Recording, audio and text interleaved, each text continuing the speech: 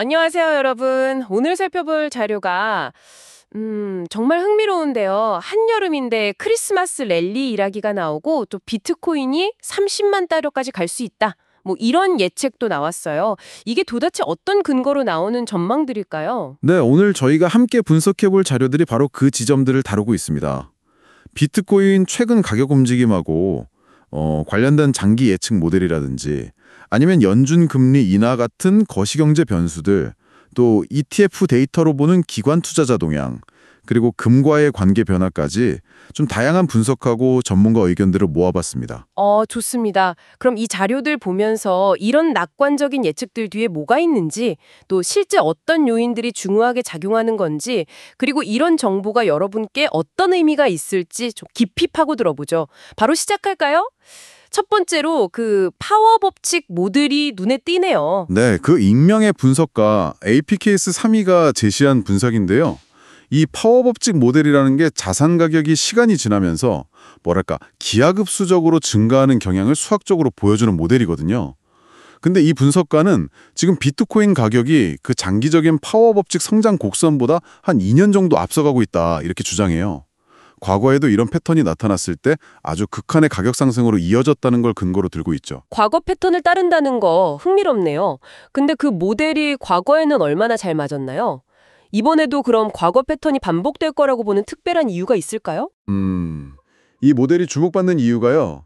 과거 비트코인 반감기 이후 특정 시점 가격 움직임이랑 놀랍도록 유사한 패턴을 보여왔기 때문이에요. 물론 수학적 모델링이니까 과거 데이터 기반으로 가능성을 제시하는 거라서 설득력을 얻는 거죠. 이 분석에 따르면 만약에 과거 패턴이 반복되면 최대 25만 8천 달러, 그리고 현재 추세가 크리스마스까지 계속되면 20만에서 30만 달러까지도 갈 수 있다. 이렇게 보고 있습니다. 물론 과거 패턴이 미래를 보장하는 건 아니라는 점은 당연히 인지해야 하고요. 네, 그렇죠. 이런 기술적인 모델 말고도 더 넓은 경제 환경, 이것도 중요한 변수 같아요. 특히 연준의 움직임에 대한 이야기가 있네요. 정확합니다. 그 레일스 CEO 사트라지 반부라라는 분이 연준의 금리 인하 가능성이 비트코인 포함해서 위험자산 전반에 아주 강력한 상승 동력이 될 수 있다 이렇게 보고 있거든요. 특히 미국 달러 지수 DXY라고 하죠. 이게 100 아래로 떨어지는 시점을 되게 중요한 전환점으로 보고 있고요. 아, DXY 100선이요. 근데 금리 인하 기대감은 사실 이미 시장에 좀 반영된 거 아닌가요?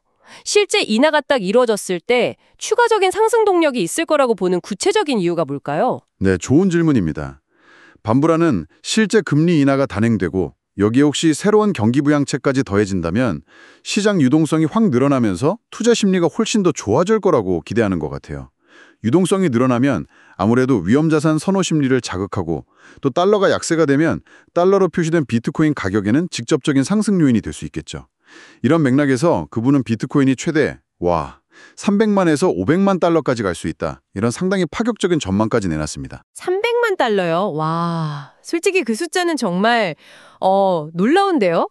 어떤 근거로 그렇게까지 높게 보는 걸까요? 네, 그 예측은 제시된 여러 전망 중에서도 상당히 높은 수치입니다.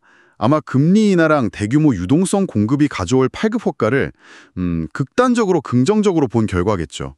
그냥 하나의 가능성으로 참고하시되 여러 관점 중 하나라는 점은 명확히 인지하시는 게 중요합니다. 네, 알겠습니다. 이런 거시적인 기대감도 있고 또 시장 내부적으로는 기관 투자자들 움직임도 봐야 할 것 같아요.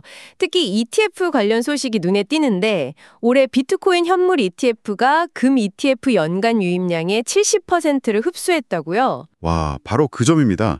그 이코노메트릭스 분석인데요. 이게 되게 의미 있는 수치예요.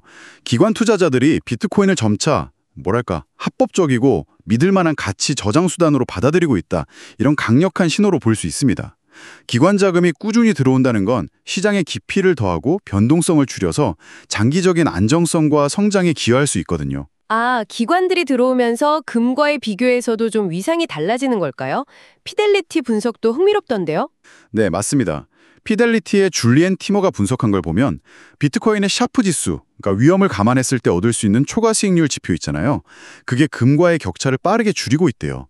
다시 말하면 변동성은 여전히 크지만 그 위험을 감수했을 때 얻는 보상이 금에 비해서 점점 매력적으로 변하고 있다 이런 의미죠. 실제로 지난 1년 움직임을 보면 나스닥 같은 기술주랑은 어느 정도 같이 움직였는데 금이나 채권과는 좀 다른 패턴을 보였다. 이런 분석도 있죠. 정확한 지적이십니다.